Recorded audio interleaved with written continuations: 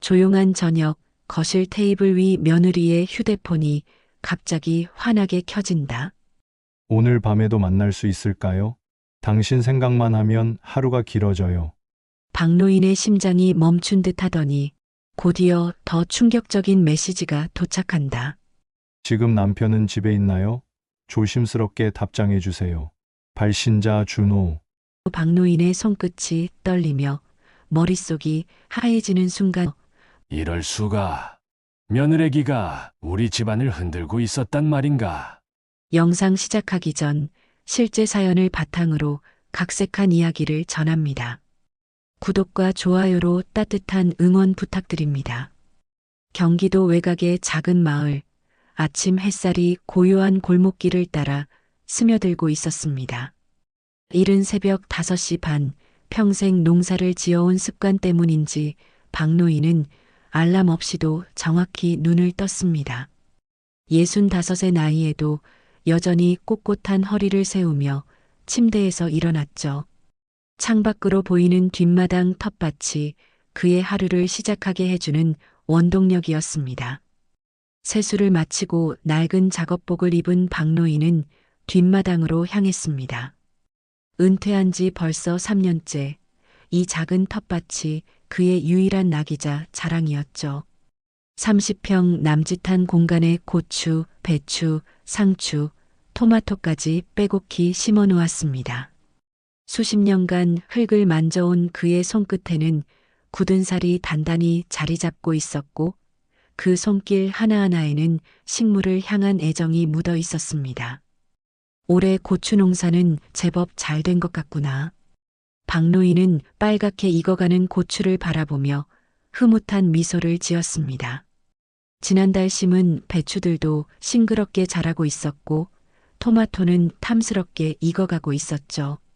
물뿌리개로 하나하나 정성스럽게 물을 주는 그의 모습에는 여유로움이 가득했습니다. 집안에서는 며느리 지연이 이미 일어나 분주히 아침 준비를 하고 있었습니다. 38배 지연은 이 동네에서 꽤나 평판이 좋은 며느리였습니다. 예의 바르고 성실하며 시아버지를 정성껏 모시는 모습으로 이웃들 사이에서 칭찬이 자자했죠. 시장에서 장을 볼 때도 항상 공손한 말투로 상인들과 대화하고 동네 어르신들께는 먼저 인사를 건넸습니다. 아버님, 아침 차려놨습니다. 지연이 정중하게 말했습니다. 그녀의 목소리에는 늘 일정한 거리감이 묻어 있었죠. 친숙하지도 그렇다고 냉랭하지도 않은 그저 예의를 지키는 며느리의 목소리였습니다. 완벽한 며느리의 모습이었지만 어딘가 기계적인 느낌이 들기도 했습니다. 박노인은 손을 깨끗이 씻고 밥상 앞에 앉았습니다. 정갈하게 차려진 상차림이 눈앞에 펼쳐졌습니다. 김치찌개에서 피어오르는 뜨거운 김 고소한 냄새가 나는 계란말이, 아삭한 무김치까지 모든 것이 완벽해 보였습니다. 지연의 요리 솜씨는 정말 훌륭했죠. 하지만 이상하게도 뭔가 허전한 느낌이 들었습니다. 마치 혼자 밥을 먹는 것 같은 쓸쓸함이 밥상 위를 감돌고 있었거든요. 지연아, 같이 먹지 그래. 박노인이 말했지만 지연은 고개를 저었습니다. 저는 이미 먹었어요.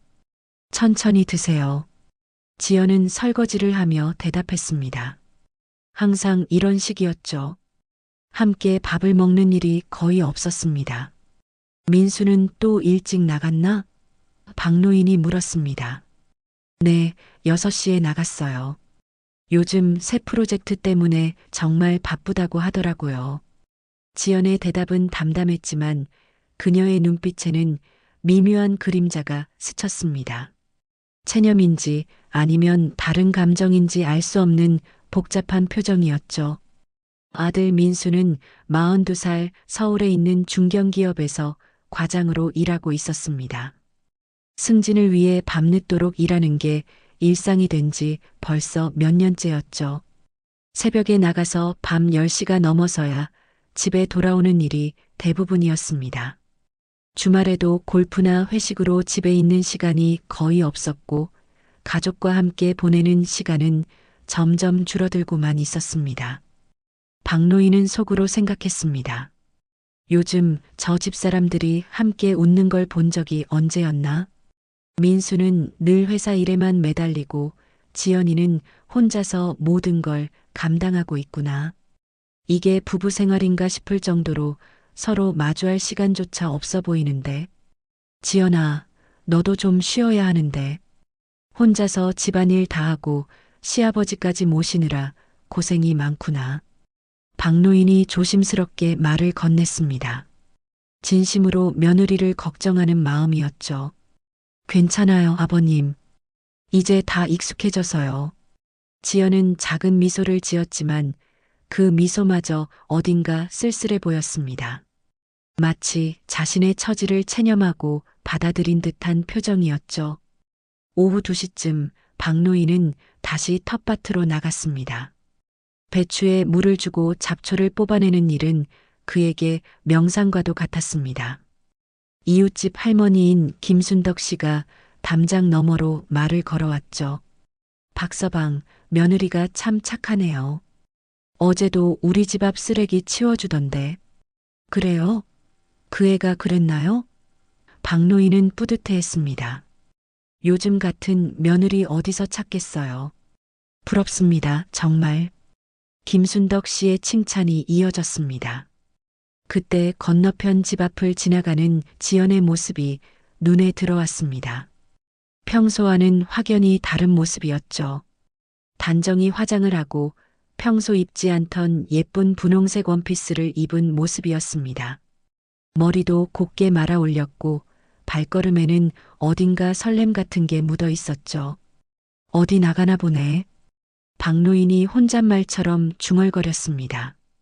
지연은 버스 정류장 쪽으로 향했고 곧 시내로 가는 버스에 올라탔습니다. 박노인은 왠지 모를 이상한 느낌을 받았습니다.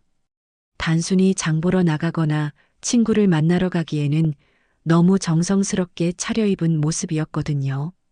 저녁 6시 반쯤 지연이 돌아왔습니다.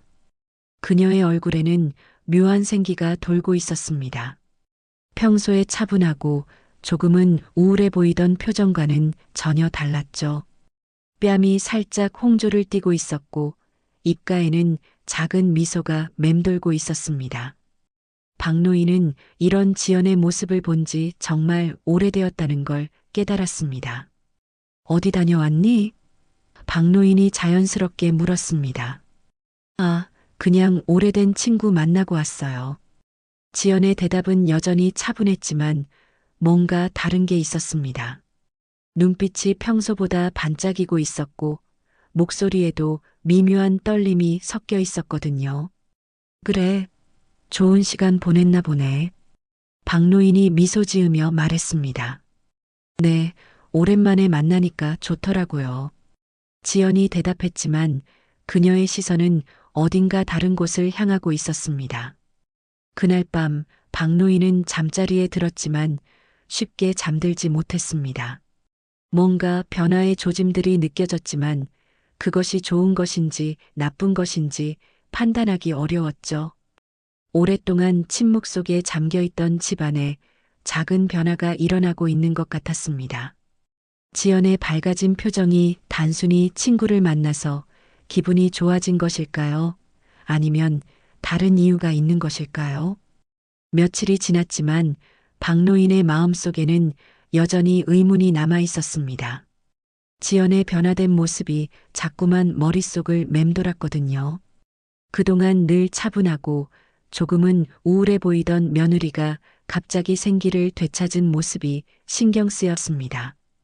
물론 좋은 변화일 수도 있었지만 왠지 모를 불안감이 그의 마음 한구석을 차지하고 있었죠. 목요일 저녁 평소보다 일찍 돌아온 민수가 거실 소파에 털썩 주저앉았습니다. 회사에서 받은 스트레스 때문인지 얼굴이 많이 지쳐 보였죠. 지연은 부엌에서 저녁 준비를 하고 있었고 박노인은 텔레비전을 보며 뉴스를 시청하고 있었습니다. 아버지, 저 좀 씻고 올게요. 민수가 피곤한 목소리로 말했습니다. 그래, 천천히 씻고 와라. 지연이가 내가 좋아하는 된장찌개 끓이고 있다. 박노인이 다정하게 대답했습니다. 민수가 욕실로 들어간 후 거실에는 박노인과 텔레비전 소리만 남았습니다. 그때 소파 옆 테이블 위에 놓인 지연의 휴대폰이 눈에 들어왔습니다. 평소 지연은 휴대폰을 항상 몸에 지니고 다녔는데 오늘은 부엌일 때문에 거실에 두고 간 모양이었죠. 박노인은 별 생각 없이 텔레비전을 보고 있었습니다. 그런데 갑자기 지연의 휴대폰 화면이 환하게 켜지면서 알림음이 울렸습니다. 메시지가 온 모양이었죠. 박노인은 처음엔 신경 쓰지 않으려 했지만 화면에 떠오른 글자들이 저절로 눈에 들어왔습니다. 오늘 밤에도 만날 수 있을까요? 당신 생각만 하면 하루가 길어져요. 박노인의 심장이 순간 멈춘 것 같았습니다. 발신자 이름은 준호라고 되어 있었죠. 낯선 남자의 이름이었습니다. 박노인은 급히 시선을 돌리려 했지만 그때 또 다른 메시지가 연달아 도착했습니다. 지금 남편은 집에 있나요? 조심스럽게 답장해 주세요. 박노인의 머릿속이 하얘졌습니다. 이게 무슨 상황인지 이해할 수 없었죠. 설마 지연이 다른 남자와 무슨 관계를 맺고 있는 건 아니겠죠? 아니, 그럴 리가 없습니다. 그렇게 착하고 성실한 며느리가 그런 일을 할 리 없다고 박노인은 자신에게 말했습니다. 하지만 곧이어 지연이 부엌에서 나왔고 휴대폰을 보자마자 얼굴이 살짝 붉어졌습니다. 그리고 서둘러 메시지를 확인한 후 빠르게 무언가를 타이핑하기 시작했죠. 아버님, 친구가 급한 일이 있다고 연락이 왔어요. 잠깐 나갔다 와도 될까요? 지연이 조심스럽게 말했습니다. 박노인은 그 순간 확신했습니다. 방금 전 메시지와 지연의 외출 요청이 우연의 일치일 리 없었거든요. 하지만 뭐라고 말해야 할지 몰랐습니다. 설마 며느리의 휴대폰 메시지를 봤다고 말할 수도 없는 노릇이었죠. 이 시간에 벌써 8시가 넘었는데 박노인이 조심스럽게 말했습니다. 네, 정말 급한 일이라고 하더라고요. 1시간 정도면 돌아올게요. 지연의 목소리에는 간절함이 묻어 있었습니다. 그때 욕실에서 민수가 나왔습니다. 어디 가려고? 친구 급한 일 때문에 잠깐 나갔다 온다는구나. 박노인이 대신 대답했습니다. 이 시간에? 지연아, 너무 늦지 말고 와. 민수는 대수롭지 않게 말하며 소파에 앉았습니다. 아마 평소에도 이런 일이 종종 있었던 모양이었죠. 지연은 서둘러 옷을 갈아입고 외출 준비를 했습니다. 박노인은 그녀의 모습을 유심히 지켜봤습니다. 분명 평소와는 다른 긴장감이 느껴졌거든요. 화장을 다시 고치고 향수까지 뿌리는 모습이 단순히 친구를 만나러 가는 것 같지 않았습니다. 그럼 다녀오겠습니다. 지연이 인사를 하고 집을 나섰습니다. 현관문이 닫히자 박노인의 마음은 복잡해졌습니다. 방금 본 메시지들이 계속 머릿속을 맴돌았거든요. 오늘 밤에도 만날 수 있을까요? 당신 생각만 하면 하루가 길어져요. 이런 메시지를 보내는 상대는 단순한 친구가 아닐 가능성이 높았습니다. 아버지, 뭔가 걱정이 있으세요? 민수가 박노인의 표정을 보며 물었습니다. 아니다, 괜찮다. 박노인은 애써 평정을 유지하려 했습니다. 아직 확실하지 않은 상황에서 아들에게 불필요한 걱정을 끼치고 싶지 않았거든요. 하지만 민수는 텔레비전만 보고 있을 뿐 아내가 이상하게 자주 외출하는 것에 대해서는 별다른 의심을 하지 않는 것 같았습니다. 아니, 어쩌면 너무 바빠서 신경 쓸 여유가 없는 것일 수도 있었죠. 박노인은 침실로 들어갔지만 잠들 수 없었습니다. 지연이 언제 돌아올지, 그리고 정말로 어디서 무엇을 하고 있는지 궁금했거든요. 시계를 보니 벌써 밤 10시가 넘어가고 있었습니다. 11시가 되어서야 현관문이 열리는 소리가 들렸습니다. 지연이 돌아온 모양이었죠. 박노인은 침실 문틈으로 살짝 내다봤습니다. 지연의 모습이 나가기 전과는 달라 보였습니다. 뺨이 홍조를 띠고 있었고 눈빛에는 묘한 생기가 돌고 있었거든요. 늦었네, 괜찮았어? 민수가 물었습니다. 네, 친구가 많이 힘들어해서 좀 오래 있었어요. 지연이 대답했지만 그녀의 목소리에는 뭔가 다른 감정이 섞여 있었습니다. 박노인은 그날 밤 거의 잠들지 못했습니다. 머릿속에서는 온갖 생각들이 꼬리를 물고 이어졌거든요. 혹시 자신이 너무 예민하게 반응하는 건 아닐까요? 아니면 정말로 뭔가 문제가 있는 걸까요? 확실한 건 아무것도 없었지만 불안감만은 점점 커져가고 있었습니다. 그날 밤 이후로 박노인은 며느리 지연을 보는 시선이 달라졌습니다. 평소처럼 자연스럽게 대화를 나누려 했지만 자꾸만 그날 밤 본 메시지들이 떠올랐거든요. 오늘 밤에도 만날 수 있을까요? 당신 생각만 하면 하루가 길어져요. 그런 내용의 문자를 받고 외출했던 지연의 모습이 머릿속에서 지워지지 않았습니다. 며칠 동안 박노인은 조심스럽게 지연의 행동을 관찰했습니다. 겉으로는 평소와 다를 바 없어 보였지만 자세히 보니 작은 변화들이 눈에 띄었죠.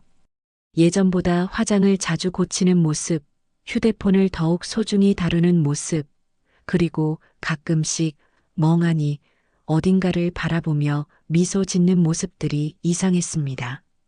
화요일 오후 박노인이 텃밭에서 일하고 있을 때 지연이 다시 외출 준비를 하는 모습이 보였습니다. 이번에도 평소보다 정성스럽게 화장을 하고 예쁜 옷을 골라 입었죠.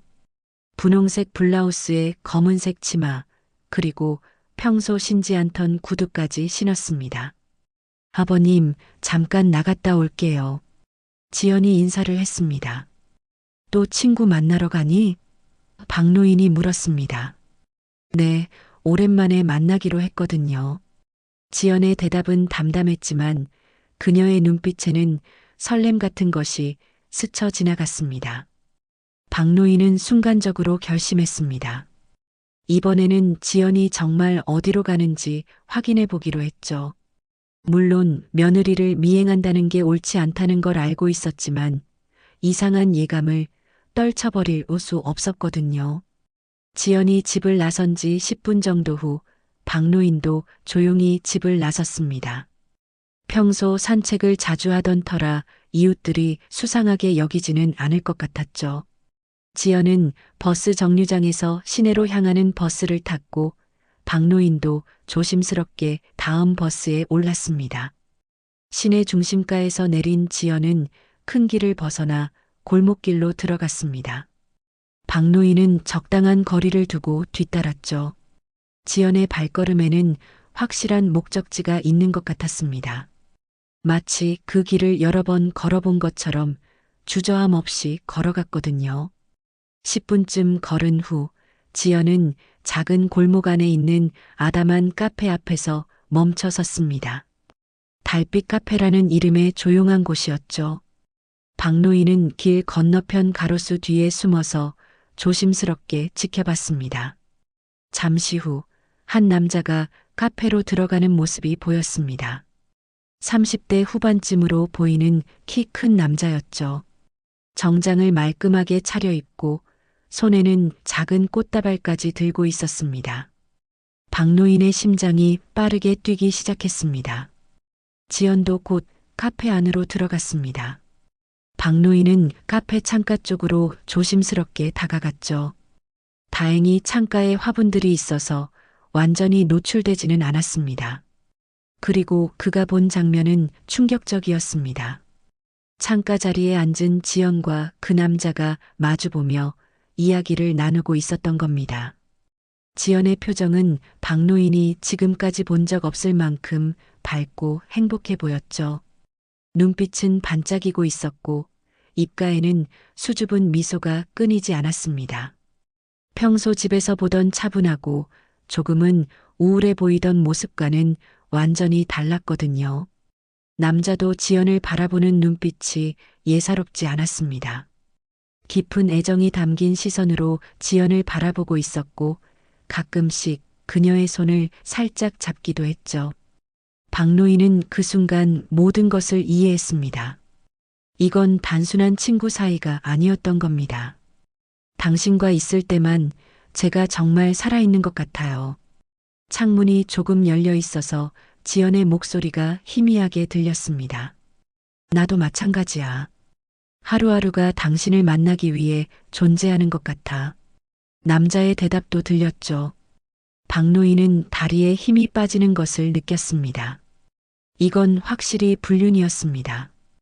그동안의 의심이 현실로 드러나는 순간이었죠. 며느리가 다른 남자와 이런 관계를 맺고 있다니 도저히 믿을 수 없었습니다. 조금만 더 기다려줘요. 곧 모든 걸 정리할 거예요. 지연이 간절한 목소리로 말했습니다. 알고 있어. 하지만 이렇게 숨어서 만나는 게 너무 힘들어. 당신도 그렇죠? 남자가 대답했습니다. 박노인은 더 이상 들을 수 없었습니다.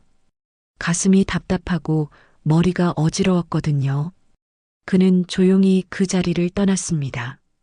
집으로 돌아가는 길이 이렇게 길게 느껴진 적은 없었죠.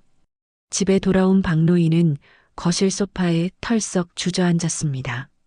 머릿속이 복잡했습니다. 이 사실을 아들 민수에게 말해야 할지 아니면 일단 더 지켜봐야 할지 고민이 되었거든요.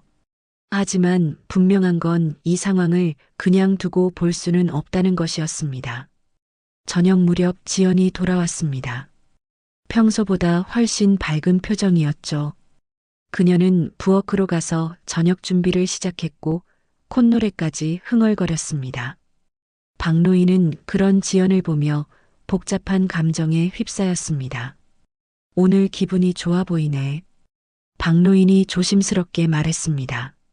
네, 오랜만에 친구들과 좋은 시간을 보냈거든요.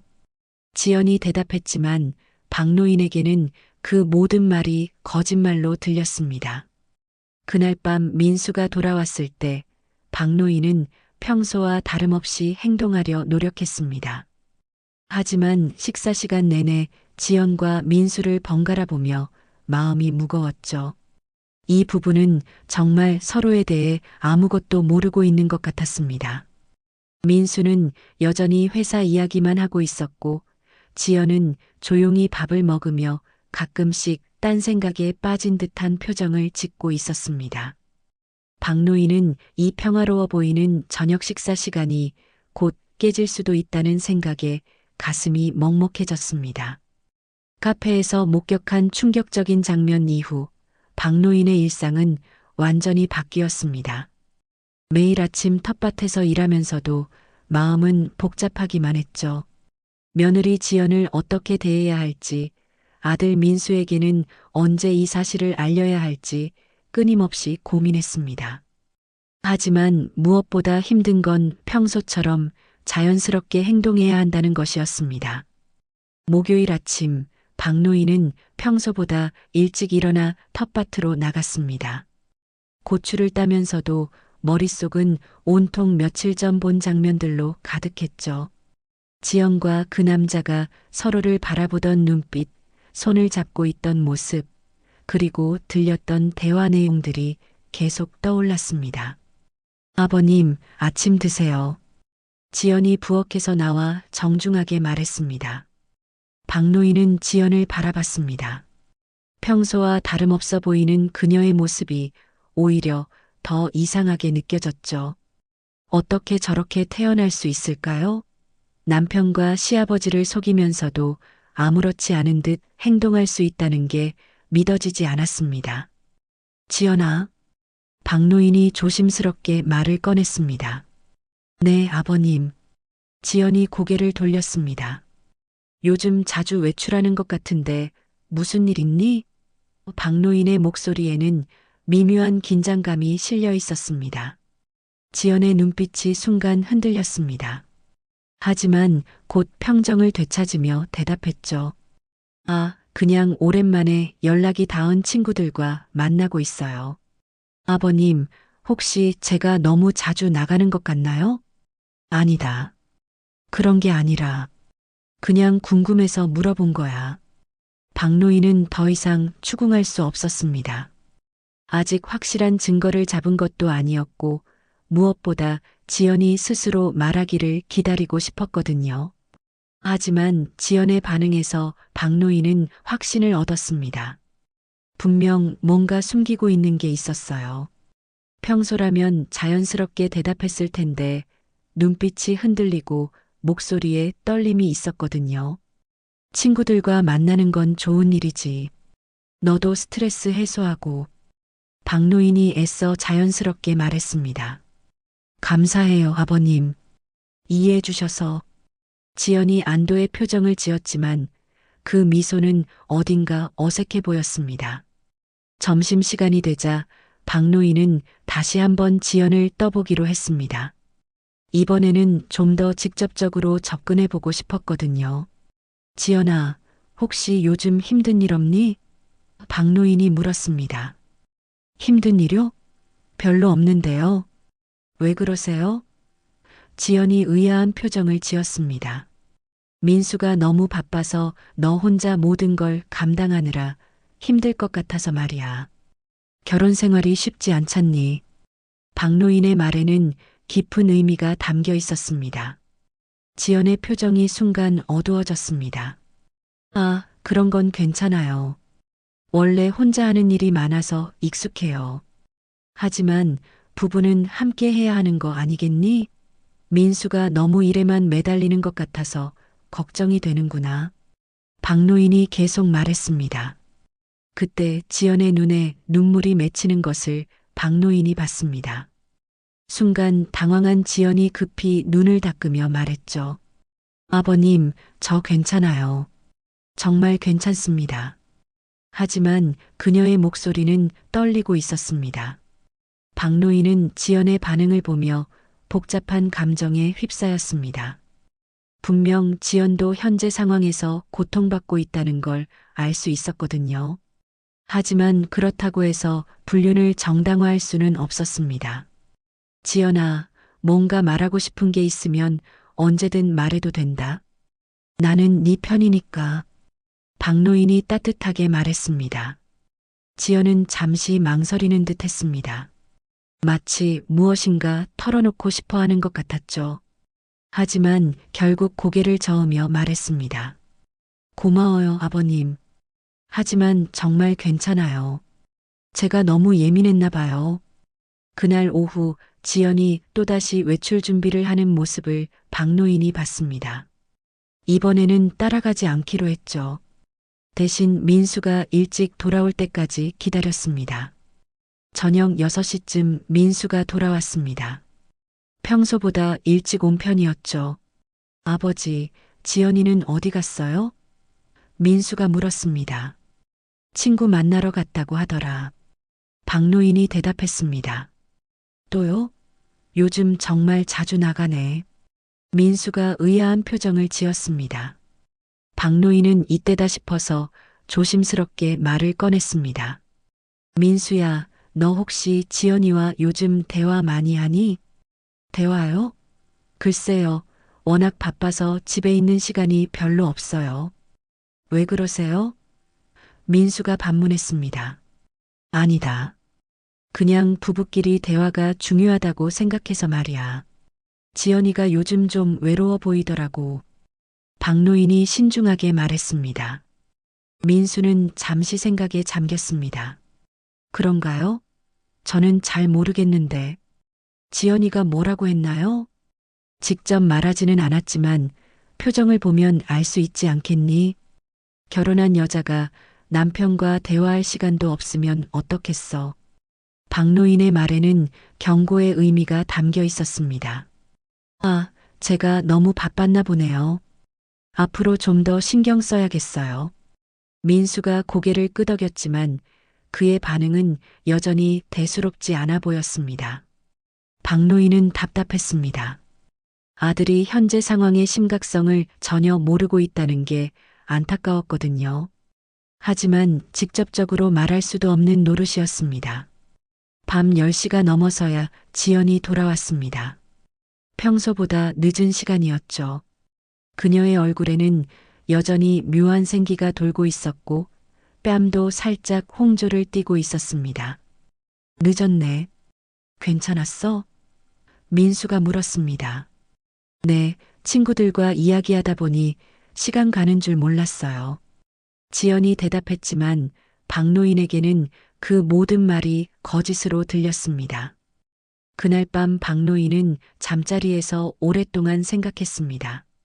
이 상황을 언제까지 지켜만 보고 있을 수는 없었거든요.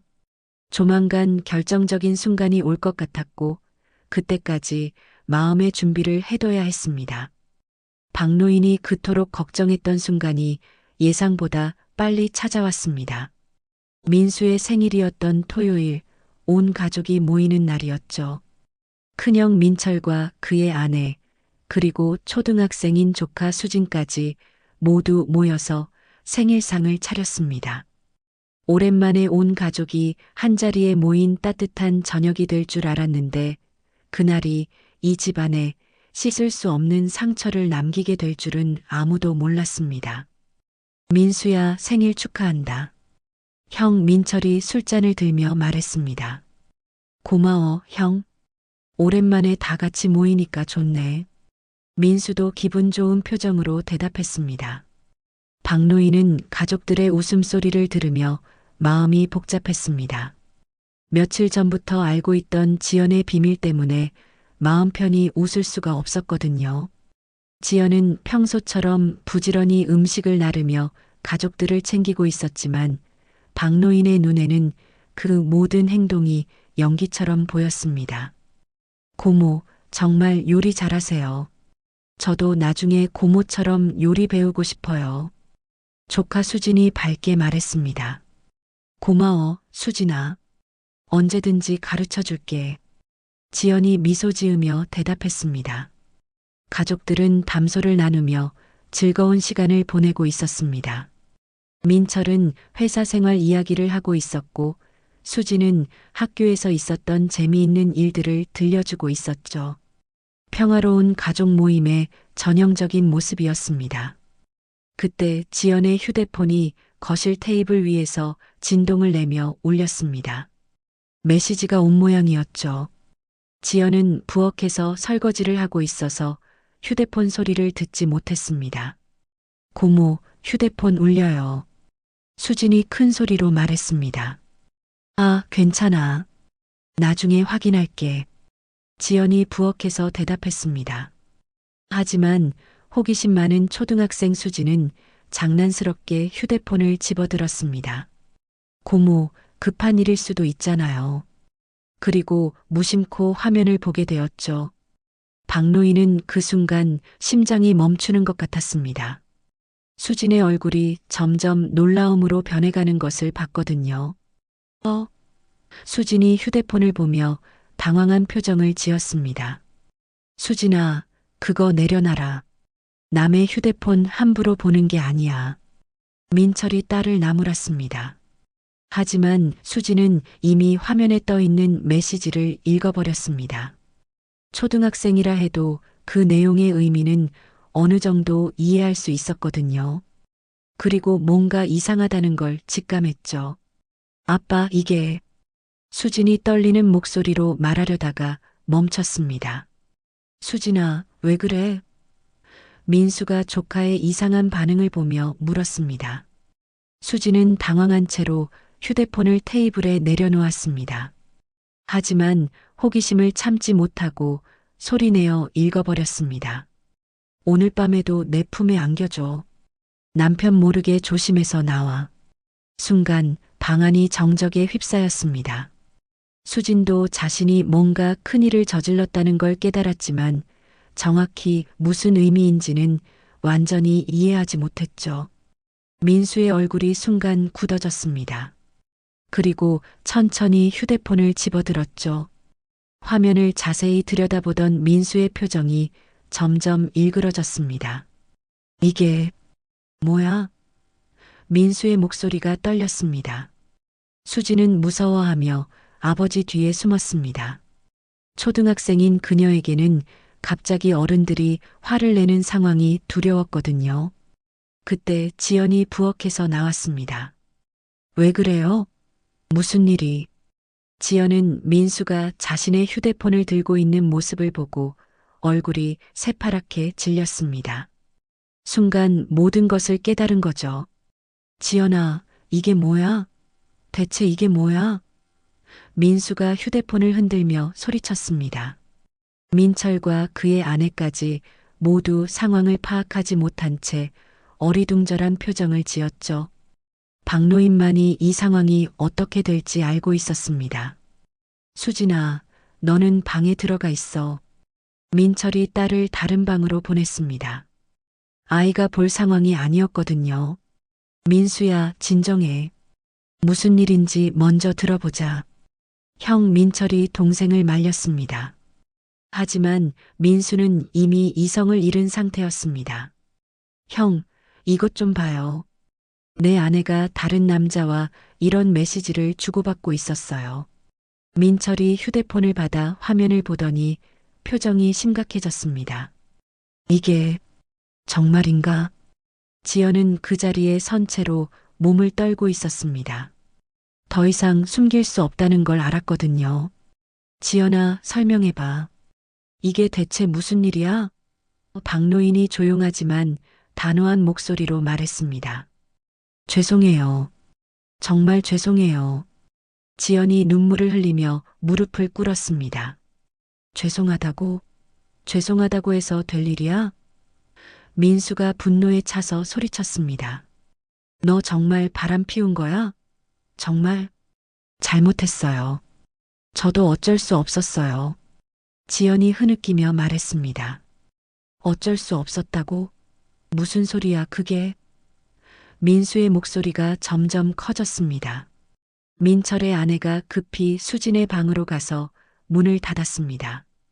초등학생인 아이가 이런 가족의 치부를 더 듣게 할 수는 없었거든요. 민수야, 일단 진정하고 차근차근 이야기해보자. 민철이 동생을 진정시키려 했습니다. 하지만 민수는 돌이킬 수 없는 배신감에 휩싸여 있었습니다. 형, 진정하라고요? 내 아내가 다른 남자와 바람을 피웠는데 어떻게 진정해요? 지연은 계속 눈물을 흘리며 말했습니다. 정말 미안해요. 하지만 너무 외로웠어요. 당신은 늘 회사에만 있고 저는 늘 혼자였어요. 외로웠다고? 그래서 바람을 피워도 된다는 거야? 민수가 믿을 수 없다는 표정으로 말했습니다. 그날 밤 이 집안의 평화는 완전히 무너져 버렸습니다. 민수의 생일이었던 이날이 이 가족에게는 잊을 수 없는 악몽의 날이 되어버린 거죠. 그날 밤 이후 집안은 죽음과도 같은 정적에 휩싸였습니다. 민철과 그의 가족은 충격을 받은 채 집으로 돌아갔고 남은 가족들은 서로 눈도 마주치지 못했죠. 민수는 화가 난 채로 서재에 틀어박혔고 지연은 안방에서 계속 울고만 있었습니다. 박노인은 거실에 혼자 앉아 이 모든 상황을 지켜보며 가슴이 답답했습니다. 이틀 동안 집안에는 말 한마디 오가지 않았습니다. 지연은 평소처럼 밥을 차렸지만 아무도 함께 식사하지 않았죠. 민수는 회사에서 돌아와도 바로 서재로 들어가 문을 잠갔고 지연은 부엌 일을 하다가도 수시로 눈물을 흘렸습니다. 박노인은 이런 상황이 더 이상 지속될 수 없다고 생각했습니다. 셋째 날 아침 박노인은 지연을 불렀습니다. 지연아, 잠깐 앉아보자. 지연은 붓고 빨간 눈으로 박노인 앞에 앉았습니다. 며칠 동안 제대로 잠들지 못한 것 같았죠. 그녀의 얼굴은 창백했고 입술은 바짝 말라 있었습니다. 아버님, 정말 죄송해요. 지연이 떨리는 목소리로 말했습니다. 지연아, 이제 모든 걸 솔직하게 이야기해보자. 언제부터였니? 박노인이 차분하지만 단호하게 물었습니다. 지연은 한참 동안 침묵했습니다. 그리고 마침내 입을 열었죠. 작년 가을부터였어요. 지연의 목소리는 간신히 들릴 정도로 작았습니다. 처음에는 정말 아무 뜻이 없었어요. 그냥 동네 카페에서 우연히 만난 사람이었거든요. 박노인은 조용히 들었습니다. 지연이 계속 말을 이어갔죠. 그 사람도 결혼했어요. 하지만 아내와는 사이가 좋지 않다고 하더라고요. 처음에는 그냥 서로 힘든 이야기를 나누는 정도였어요. 민수는 늘 바쁘고 저는 늘 혼자였으니까 누군가와 대화하는 게 그렇게 좋을 줄 몰랐어요. 지연의 눈에서 다시 눈물이 흘렀습니다. 언제부터 그런 관계가 된 거니? 박노인이 물었습니다. 올해 초부터요. 정말 제가 잘못했어요. 하지만 그 사람과 있을 때만 제가 살아있는 것 같았어요. 누군가가 저를 진짜로 보고 있다는 느낌이었거든요. 지연이 흐느끼며 말했습니다. 박노인은 지연의 고백을 들으며 복잡한 마음이었습니다. 분명 지연의 행동은 용서받을 수 없는 일이었지만 그녀가 왜 그런 선택을 했는지도 이해할 수 있었거든요. 민수에 대해서는 어떻게 생각하니? 박노인이 조심스럽게 물었습니다. 지연은 잠시 말을 멈췄습니다. 그리고 솔직하게 대답했죠. 사랑해요. 지금도 사랑해요. 하지만 민수는 저를 보지 않았어요. 결혼한 지 벌써 5년이 지났는데 저희는 정말 대화다운 대화를 한 적이 없어요. 민수에게 저는 그냥 집안일 하는 사람일 뿐이었어요. 박노인은 지연의 말에서 깊은 외로움을 느꼈습니다. 하지만 동시에 민수에 대한 안타까움도 컸죠. 그래서 다른 남자를 만나는 게 옳다고 생각했니? 박노인이 엄하게 물었습니다. 아니요. 절대 옳지 않다는 걸 알고 있었어요. 매일 밤 후회했어요. 하지만 그만둘 수가 없었어요. 그 사람만이 저를 이해해 주는 것 같았거든요. 지연이 고개를 숙이며 말했습니다. 박노인은 한숨을 쉬었습니다. 지연아, 너의 외로움을 이해 못하는 건 아니다. 하지만 가정이라는 건 서로 노력해서 만들어가는 거야. 민수도 잘못이 있지만 너도 민수와 대화하려고 노력해봤니? 지연은 고개를 저었습니다. 처음에는 노력했어요. 하지만 민수는 늘 피곤하다고 하거나 회사 일이 바쁘다고 했어요. 점점 말하는 것도 지쳐갔어요. 그때 서재 문이 열리면서 민수가 나왔습니다. 그도 며칠 동안 제대로 잠들지 못한 것 같았죠. 수염도 깎지 않은 채 헝클어진 모습이었습니다. 대화 중이신가요? 민수가 조심스럽게 물었습니다. 민수야, 너도 앉아라.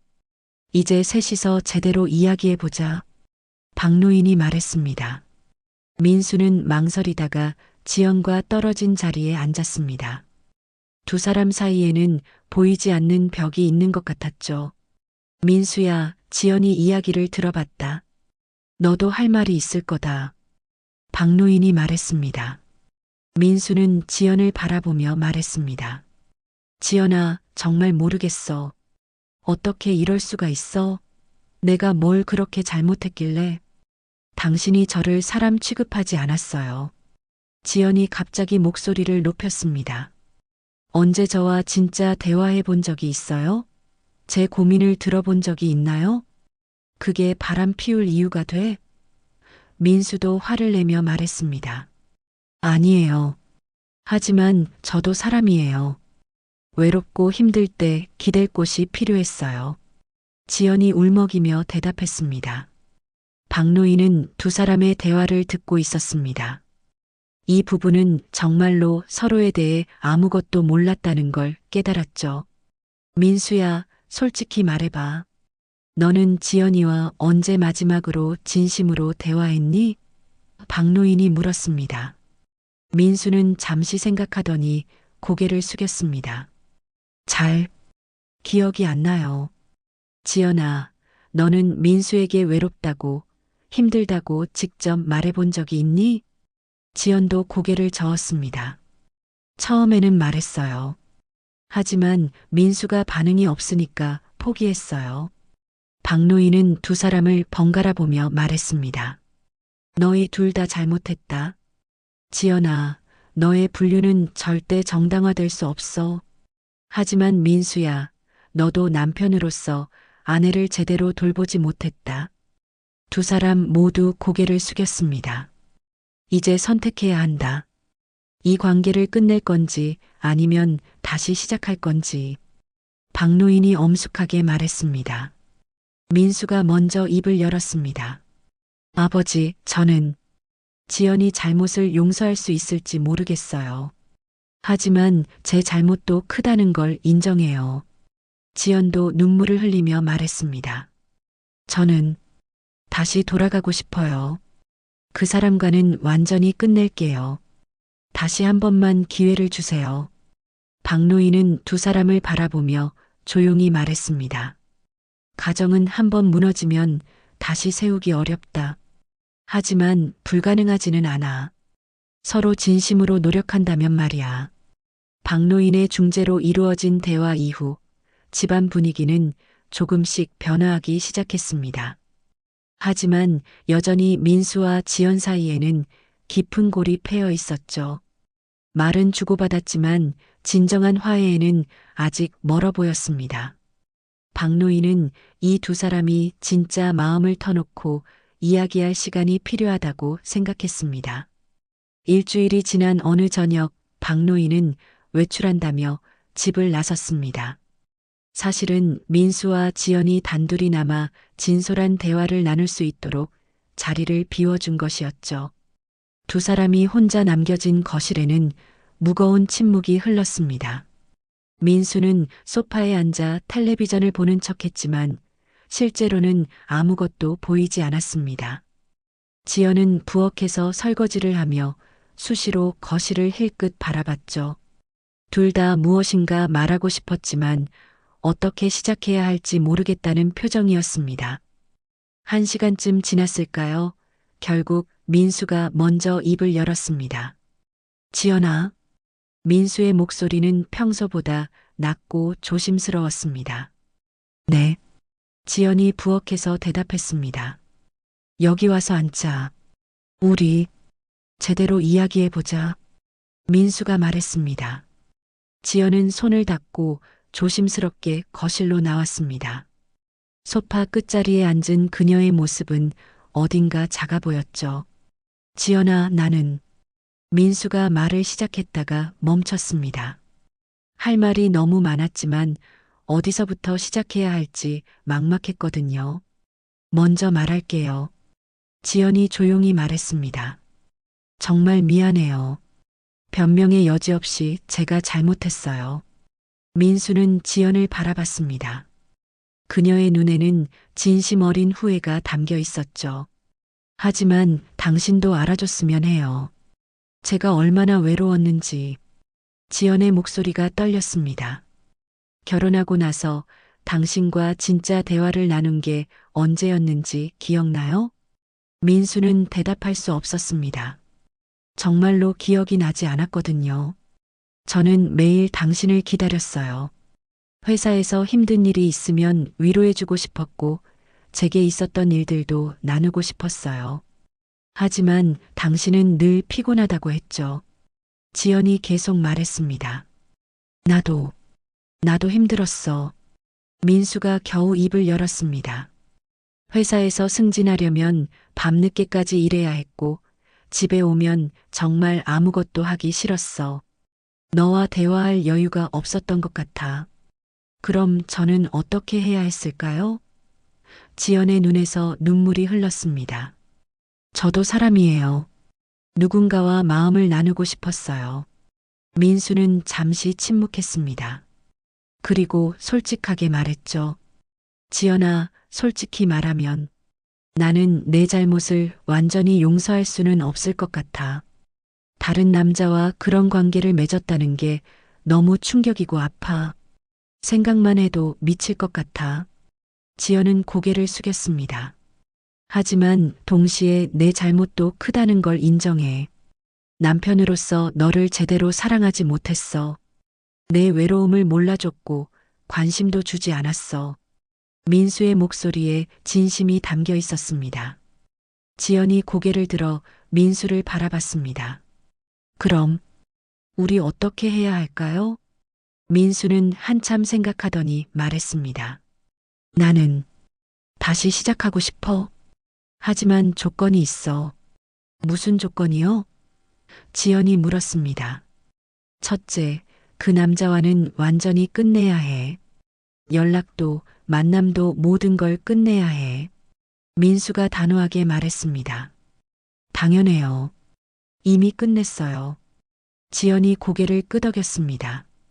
둘째, 우리 둘 다 상담을 받자. 전문가의 도움을 받아서 우리 관계를 다시 정립하는 거야. 민수가 계속 말했습니다. 지연은 잠시 놀란 표정을 지었습니다. 상담이요? 응. 우리 스스로는 한계가 있는 것 같아. 어떻게 소통해야 하는지, 어떻게 서로를 이해해야 하는지 배워야 할 것 같아. 민수의 제안은 진지했습니다. 지연은 고개를 끄덕였습니다. 좋아요. 그렇게 해봐요. 그리고 마지막으로 민수가 잠시 망설였습니다. 시간이 필요해. 너를 다시 믿고 사랑하는 데까지 시간이 걸릴 것 같아. 조급해하지 말고 기다려줄 수 있어? 지연의 눈에서 다시 눈물이 흘렸지만 이번에는 희망의 눈물이었습니다. 고마워요. 기다릴게요. 얼마든지 기다릴게요. 그때 박노인이 집으로 돌아왔습니다. 거실에서 대화를 나누고 있는 두 사람을 보며 안도의 표정을 지었죠. 어떻게 됐니? 박노인이 조심스럽게 물었습니다. 아버지, 저희 다시 시작해보기로 했어요.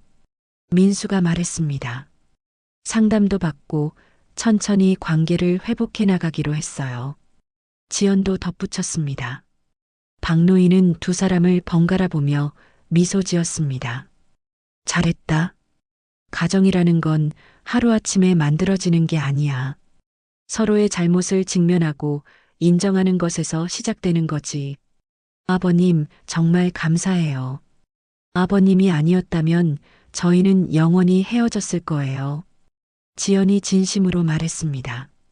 그래, 하지만 이제부터가 진짜 시작이다. 말로만 하지 말고 행동으로 보여줘야 한다. 박노인이 두 사람에게 당부했습니다. 민수가 지연을 바라보며 말했습니다. 지연아, 나도 변할게. 회사 일에만 매달리지 않고 너와 시간을 보내려고 노력할게. 저도 당신을 더 이해하려고 노력할게요. 그리고 제 감정을 솔직하게 표현할게요. 지연이 대답했습니다. 박노인은 이 장면을 지켜보며 마음이 따뜻해졌습니다. 무너진 집도 다시 세울 수 있다는 것을 확인한 순간이었죠. 중요한 건 서로의 진심을 마주하는 용기였습니다. 그날 밤 집안에는 오랜만에 평화로운 분위기가 흘렀습니다. 완전한 회복까지는 시간이 걸리겠지만 적어도 희망의 씨앗은 뿌려진 것 같았습니다. 그로부터 5달이 흘렸습니다. 봄이 지나고 여름이 오면서 박노인의 텃밭에는 새로운 작물들이 무성하게 자라고 있었습니다. 마치 이 집안의 변화를 상징하는 것처럼 말이죠. 민수와 지연은 약속대로 매주 부부 상담을 받았고 두 사람의 관계는 천천히 하지만 확실하게 회복되고 있었습니다. 가장 큰 변화는 민수에게서 나타났습니다. 예전처럼 밤늦게까지 회사에 매달리지 않고 적어도 주중 2번은 일찍 퇴근해서 지연과 함께 시간을 보냈죠. 처음에는 어색했지만 상담사의 도움을 받아 조금씩 대화하는 법을 배워나갔습니다. 지연도 변했습니다. 예전처럼 혼자 속으로만 끙끙 앓지 않고 힘든 일이 있으면 민수에게 직접 말하기 시작했죠. 그리고 무엇보다 그 남자 준호와는 완전히 연락을 끊었습니다. 처음 며칠은 힘들었지만 민수와의 관계가 조금씩 좋아지면서 그리움도 사라져갔습니다. 토요일 아침, 박노인은 평소처럼 텃밭에서 일하고 있었습니다. 올해 심은 토마토가 유난히 잘 자라고 있었죠. 빨갛게 익은 토마토를 따면서 흐뭇한 미소를 지었습니다. 아버님, 도와드릴까요? 지연이 앞치마를 두르고 나왔습니다. 그래, 지연아. 함께 하자. 박노인이 반갑게 말했습니다. 요즘 지연은 종종 박노인과 함께 텃밭 일을 도왔습니다. 처음에는 서툴렀지만 이제는 제법 익숙해졌죠. 두 사람이 나란히 앉아 고추를 따면서 대화를 나눴습니다. 아버님, 정말 감사해요. 아버님이 아니었다면 저희는 정말로 끝났을 거예요. 지연이 진심으로 말했습니다. 무슨 소리야? 너희 스스로 노력했기 때문이지. 박노인이 겸손하게 대답했습니다. 민수도 많이 변했어요. 어제도 회사에서 일찍 와서 같이 영화를 봤거든요. 결혼한 지 5년 만에 처음이었어요. 지연의 얼굴에 밝은 미소가 떠올랐습니다. 박노인은 그런 지연을 보며 뿌듯했습니다. 몇 달 전만 해도 늘 우울해 보이던 며느리가 이렇게 밝아진 모습을 보니 정말 다행이었거든요. 하지만 아직도 가끔 힘들어요. 지연이 솔직하게 말했습니다. 민수가 저를 완전히 믿지 못하는 게 느껴져요. 늦게 들어오거나 휴대폰이 울리면 여전히 예민하게 반응하거든요. 당연한 일이야. 한번 깨진 신뢰를 회복하는 데는 시간이 걸리는 법이지. 조급해하지 말고 꾸준히 노력하는 수밖에 없어. 박노인이 지연을 위로했습니다. 그때 민수가 집에서 나왔습니다. 주말에도 보통은 늦잠을 자는 편인데 오늘은 일찍 일어났네요. 아버지, 지연아, 뭐 하세요? 민수가 다가오며 물었습니다. 고추 따고 있어. 너도 도우려무나. 박노인이 말했습니다. 민수는 평소 같으면 귀찮아했을 텐데 이번에는 선뜻 도와주겠다고 했습니다. 세 사람이 함께 텃밭 일을 하는 모습은 정말 오랜만이었죠. 민수야, 요즘 회사는 어떠니? 박노인이 물었습니다. 예전보다 일찍 퇴근하려고 하니까 처음에는 힘들었는데 이제 적응됐어요. 오히려 집중해서 일하게 되더라고요. 민수가 대답했습니다. 그래, 일과 가정의 균형이 중요하지. 박노인이 고개를 끄덕였습니다. 지연이 민수를 바라보며 말했습니다. 어제 영화 재미있었죠? 응, 오랜만에 함께 웃었네. 민수도 미소 지으며 대답했습니다. 박노인은 이런 두 사람의 모습을 보며 안도했습니다. 아직 완전히 회복된 건 아니지만 적어도 서로 노력하고 있다는 게 보였거든요. 점심시간이 되자 지연이 삼겹살을 구워왔습니다. 텃밭에서 딴 상추와 함께 먹는 점심은 정말 맛있었죠. 아버님, 다음 주에 상담사 선생님이 가족 상담도 받아보라고 하셨어요. 아버님도 함께 해주실 수 있나요? 지연이 조심스럽게 물었습니다. 나도? 박노인이 의외라는 표정을 지었습니다. 네, 가족 전체가 함께 소통하는 법을 배우면 좋을 것 같다고 하시더라고요. 민수가 덧붙였습니다. 박노인은 잠시 생각하더니 고개를 끄덕였습니다. 좋다. 나도 배울 게 있을 것 같구나. 오후에는 세 사람이 함께 마트에 장을 보러 갔습니다. 예전에는 지연 혼자 하던 일이었는데 이제는 가족이 함께하는 일이 되었죠. 민수는 무거운 물건들을 들어주고 박노인은 싱싱한 채소를 고르는 안목을 발휘했습니다. 지연아, 오늘 저녁에는 뭐 해 먹을까?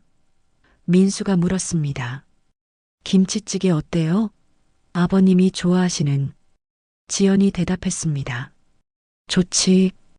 그럼 두부랑 돼지고기도 사자. 민수가 말했습니다. 박노인은